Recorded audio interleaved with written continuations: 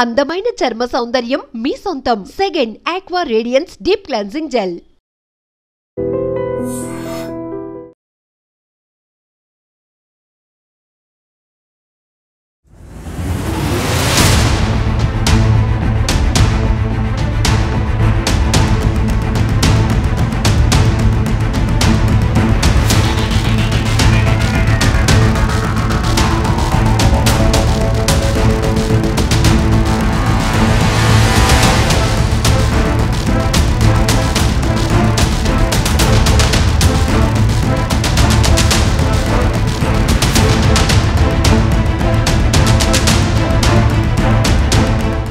నమస్తే, welcome to I dream.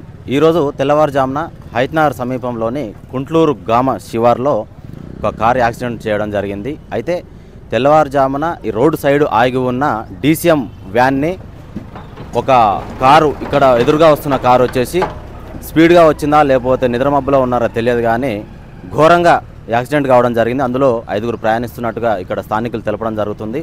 అందులో 3 అయితే అక్కడికక్కడే చనిపోయారు. అయితే చనిపోయిన 3ని బయటకు తీయడానికి ఇక్కడ ఉన్న స్థానికులు గడ్డపార్ల సహాయంతో బయటకు తీయాల్సిన పరిస్థితి వచ్చింది. అంటే డోర్లు లాక్ అయిపోయినాయి.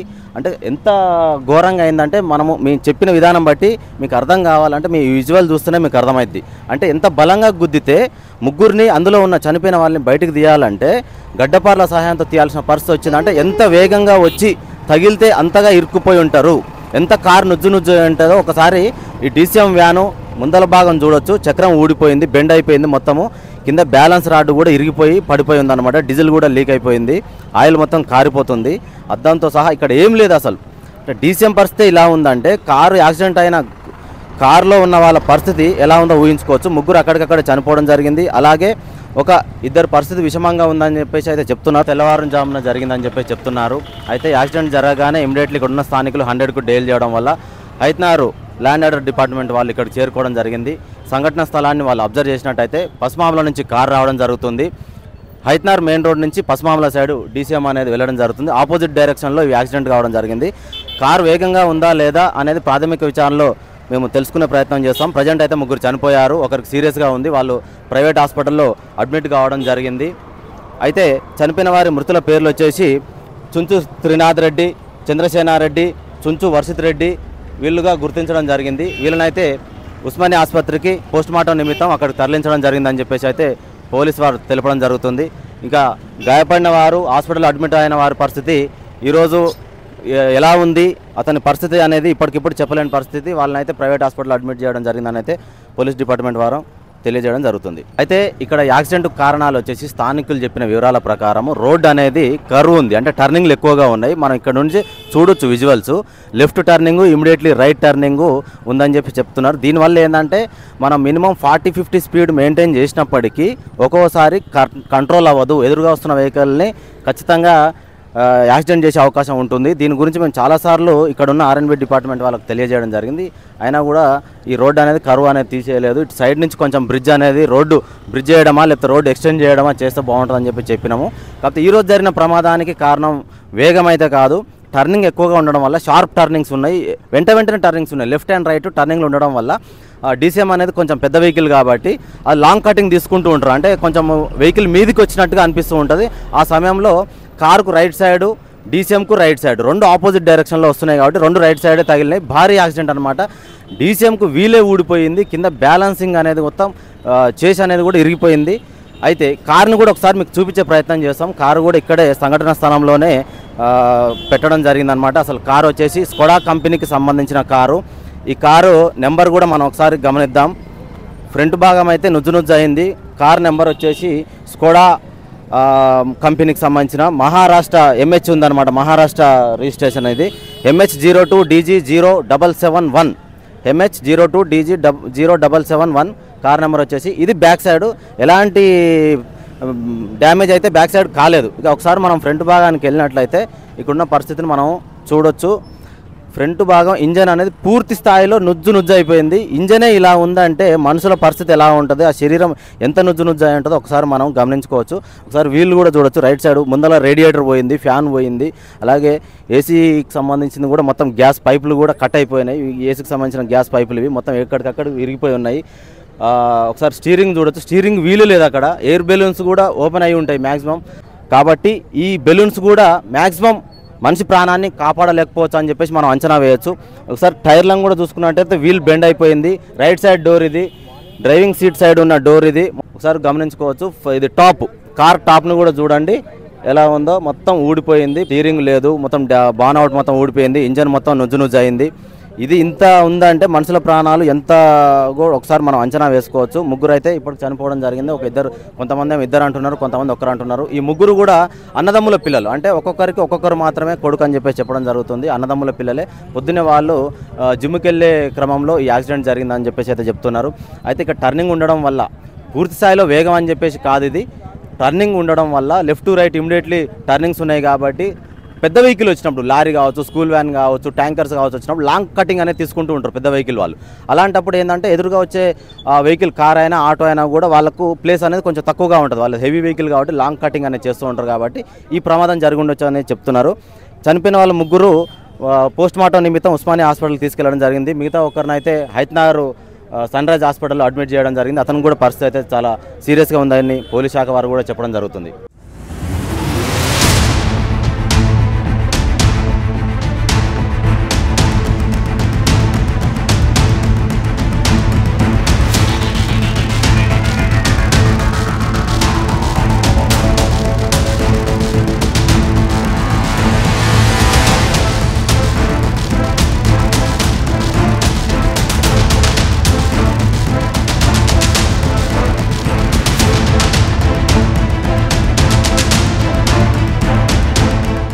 అయితే ఇప్పుడు మనము యాక్సిడెంట్ జరిగిన ఆ ఘటన దగ్గరే ఉన్నాము. ఇక్కడ హైత్నగర్ పిఎస్ డిపార్ట్మెంట్ వారు కూడా ఉండడం జరిగింది. అసలు ఏ టైంలో ఇన్ఫర్మేషన్ వచ్చింది, యాక్సిడెంట్ అనేది ఎలా జరిగిందో ఒకసారి ఆ సార్ వారిని అడిగి తెలుసుకునే ప్రయత్నం అయితే చేద్దాం. సార్ నమస్తే సార్. చెప్పండి సార్. మాకు 6 గంటలకి వచ్చింది, యాక్సిడెంట్ అయిందని 100 డైల్ కాల్ వచ్చింది. ఓకే, వెంటనే వచ్చినాము. ఆ టైంలో ఒక అతను కార్లోనే చనిపోయి ఉన్నాడు. ఇంకిద్దరు చనిపోయారు అని పక్కకు తీసి పెట్టారు. ఇంకొక అతను హాస్పిటల్ తీసుకెళ్లాడు. ఒక ఆయన ఇంజూరీ అయ్యారు. టోటల్ 4 ఉన్నారు అందులో. వాళ్ళు గుంటూరు నుంచి డిసిఎం వస్తుంది, మన పశ్చిమావల నుంచి కారు వేగంగా వచ్చి ఢీ కొట్టడం వల్ల జరిగింది. ఓకే, అంటే ఇప్పుడు మీరు ప్రాథమిక విచారణ ఒకవేళ మీకు మీ ఐడియా ప్రకారం ఎట్లా అంటే సార్, అంటే స్పీడ్గా వచ్చింది అట్లా తగిలిందని అనుకుంటున్నారా లేకపోతే ఎలా సార్? అది సీసీ ఫుటేజ్ చూస్తే మనకు తెలుస్తుంది. మనం ముందుగా చెప్పలేము, కానీ సీసీ ఫుటేజ్ ఏమైనా కనిపిస్తే చెప్పగలం. ఓకే, ఇప్పుడు మీకు ఎర్లీ మార్నింగ్ కాల్ వచ్చిందా సార్? మీకు 6 o'clock వచ్చింది కాల్ మాకు. ఓకే, 4:45కి జరిగినట్లు అరౌండ్ మాకు కాల్ వచ్చిన వెంటనే వచ్చాము. 5 minutes. అంటే మృతులు ఇక్కడ లోకల్ వాళ్ళేనా సార్? ఈ గుంటూరు ఇక్కడ లోకల్ వాళ్ళే, గుంటూరు విలేజ్ వాళ్ళకి సంబంధించిన వాళ్ళందరూ. ఓకే, అంటే ఇప్పుడు మృతుల్ని ఉస్మానియాక గాంధీకి ఎక్కడికి మార్చిరికి తరలించారు సార్? ఓజీహెచ్ ఉస్మానియా పోస్ట్ మార్టం కోసం పంపించారు. ఇక్కడ వెహికల్స్ ఇక్కడ ఉన్నాయి అంతే. ఇంకొకరికి ఇంజూరీ అయింది అంటున్నారు కదా సార్, అతన్ని ఎక్కడికి పంపించారు సార్? అతను ఏదో ప్రైవేట్ హాస్పిటల్ ఉన్నట్లున్నాడు. తను కూడా జర సీరియస్గా ఉందని తెలిసింది. ఓకే, వాళ్ళ కుటుంబీకులకు మీరు సమాచారం అందించారా సార్? కుటుంబీకులు అందరూ లోకల్ వాళ్ళే కాబట్టి అందరూ స్పాట్లో వచ్చారు. వాళ్ళు ఇక్కడే ఉన్నారు అందరూ. ఓకే, వాళ్ళ పేర్లు ఏమన్నా ఐడియా ఉందా సార్?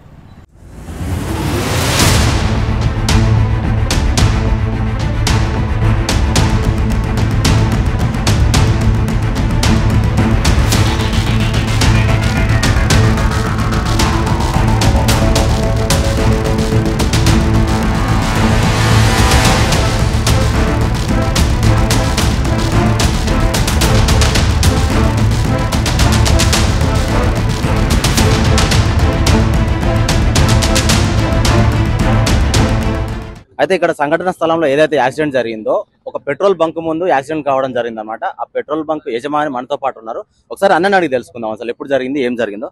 అన్న, ఎప్పుడు జరిగిందన్న, ఏ టైంలో జరిగింది? ఇది మార్నింగ్ 5:43కి జరిగింది ఇన్సిడెంట్. ఓకే, సో డీసీఎం అలా వస్తుందంటే మన హైదరాబాద్ నుంచి పశ్చిమావల రోడ్డుకి వెళ్తుంది. పశ్చిమావల నుంచి కారు, స్కోడా కారు చాలా వేగంతో వచ్చేసి డీసీఎం గుద్దడం జరిగింది. దాంతో స్పాట్ గా ముగ్గురు చనిపోయారు. ఇంకో అబ్బాయి ఇంజూర్ అయ్యాడు. తన్ని హాస్పిటల్ ట్రీట్మెంట్ కి తీసుకెళ్లారు. ప్రస్తుతం ఇప్పుడు ట్రీట్మెంట్ నడుస్తుంది. ఆయన ప్రస్తుతానికి ఇప్పుడు సన్ రైజ్ హాస్పిటల్లో ప్రైమరీ ట్రీట్మెంట్ అయిపోయింది. అక్కడ నుంచి యశోద హాస్పిటల్ కి షిఫ్ట్ చేయడం జరుగుతుంది. సో ఆయనకు లోపల కొంచెం ఇంజూరీస్ అయినా కూడా కొంచెం పర్వాలేదని చెప్పేసి డాక్టర్ చెప్పారు. చనిపోయిన వాళ్ళందరినీ ఉస్మానియా హాస్పిటల్ మార్చరీకి తరలించడం జరిగింది. వాళ్ళ పేరెంట్స్ అంతా 4 పిల్లలు కూడా ఎంగే, ఎవరికి మ్యారేజ్ కాలేదు, చిన్న పిల్లలే. అందరూ కూడా అంతా ఫ్యామిలీస్ చాలా అగ్రికల్చర్ వ్యవసాయం మీద ఆధారపడి ఉన్న కుటుంబాలే వాళ్ళు. సో చాలా దారుణమైన సంఘటన ఇది. పొద్దున్నే చాలా మరపురాని సంఘటన జరిగింది ఇక్కడ.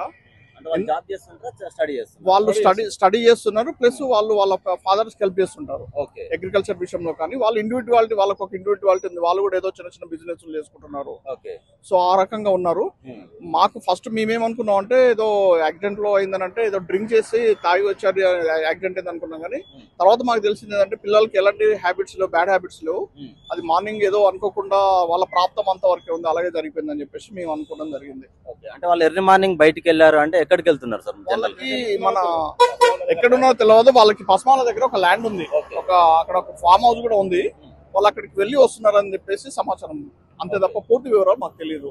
రెండోది ఏంటంటే మార్నింగ్ 5:43కి జరిగిన ఇన్సిడెంట్ కి అసలు అందరం నివ్వరిపోయాం. ఎందుకంటే అది మామూలు యాక్సిడెంట్ కాదు. స్పాట్ ముగ్గురు చనిపోయారు, ఒక వ్యక్తి, ఒక పర్సన్, ఒక అబ్బాయి ఇంజూర్ లో ఉన్నాడు అంటే మామూలు విషయం. వాళ్ళందరూ ఒకే కుటుంబ సభ్యుల? అందరూ ఒకటే కుటుంబం కాదు. దాంట్లో ఇద్దరేమో అన్నదమ్ముల పిల్లలు, ఇంకో ఇద్దరేమో వేరే. కాకపోతే అంతా రెడ్డిస్, పిల్లలంతా రెడ్డిసే. అంటే ఇప్పుడు కొంతమంది ఏమో ఇక్కడ టర్నింగ్ ఉండడం వల్ల కూడా కంట్రోల్ అవ్వట్లేదు అని చెప్పి చెప్తున్నారు. అఫ్ కోర్స్ అది కూడా ఒక కారణం. ఏంటంటే ట్రాఫిక్ వాళ్ళు ఏంటంటే కొంచెం ప్రికాషన్ తీసుకుంటే ఈ యాక్సిడెంట్స్ అనేవి తగ్గిపోతాయి. ఎందుకు అనంటే కొంచెం స్పీడ్ బ్రేకర్లు కానీ ఈ వేగాన్ని నిరోధించే ప్రయత్నం కనుక చేస్తే యాక్సిడెంట్స్ అనేవి తక్కువ జరగడానికి అవకాశం ఉంటుంది. ఇంకో విషయం ఏంటంటే మనకు ప్రీవియస్ 2023లో మా బంకు ఓపెన్ అయిన ఒక 2-3 months లోనే ఒక కార్ వచ్చేసి సమ్మని గుద్దుకొని యాక్సిడెంట్ చేయడం జరిగింది కొత్తలోనే. సో ఆ విషయం అనేది మా కౌన్సిలర్ గారు జోర్క శ్రీరాములు గారికి ఇన్ఫార్మ్ చేయడం జరిగింది. వారు పోలీసు డిపార్ట్మెంట్ కి మన ట్రాఫిక్ వాళ్ళకి ఇన్ఫార్మ్ చేస్తే వాళ్ళు ప్రికాషన్ తీసుకుంటా అన్నారు.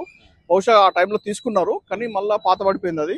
మళ్ళీ మన ఈ ట్రాఫిక్ వాళ్ళని, పోలీస్ డిపార్ట్మెంట్లని కోరేది ఏంటంటే ఈ వేగంని తగ్గించడం కోసం వెంటనే చర్యలు తీసుకోవాల్సింది కోరుతున్నాము.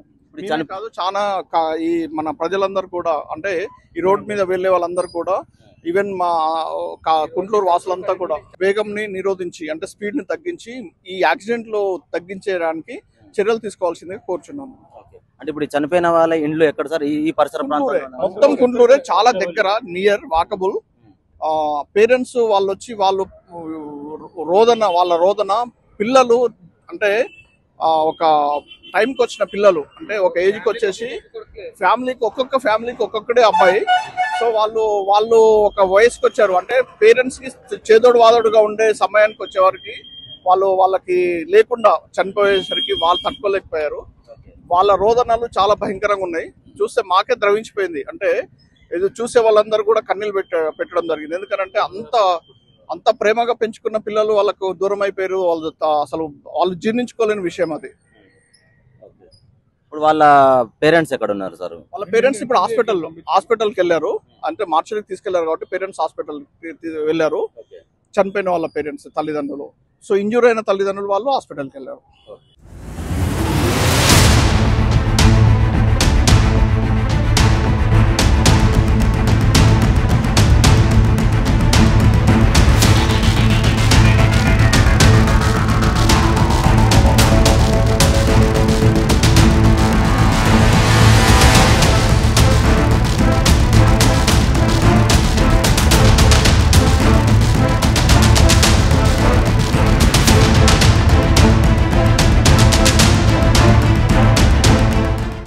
వచ్చాను.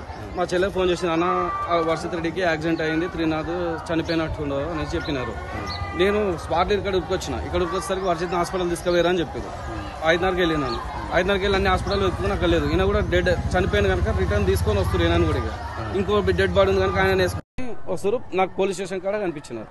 వీళ్ళు నైట్ జిమ్కి వెళ్దామని వెళ్తారంట మార్నింగ్. ఇంతవరకు తెలుసు నాకు. మార్నింగ్ ఎన్నింటికి వెళ్ళారు? ఇంట్లోకి వెళ్ళాడు 5:35కి వెళ్ళినట్టు 5:40కి అయింది ఇక్కడ. 5:40, 5:43 అందులో కనిపిస్తుంది.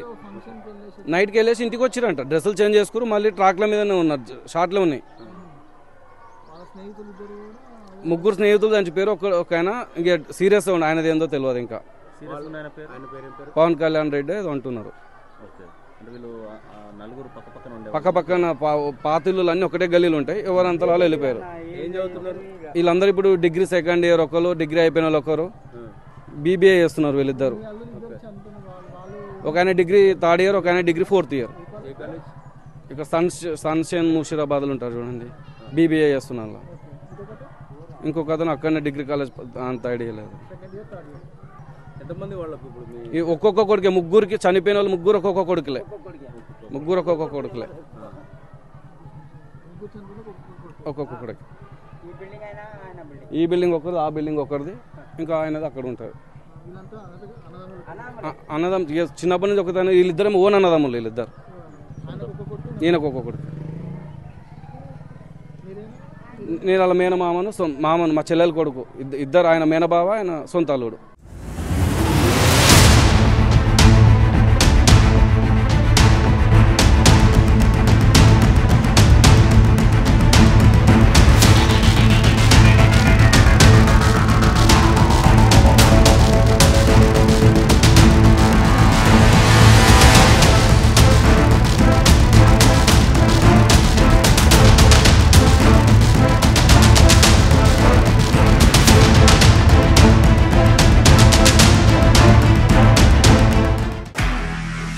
నిజంగా ప్రస్తుతం ఉన్నటువంటి సమాజం దేనికి ప్రయారిటీ ఇస్తుంది?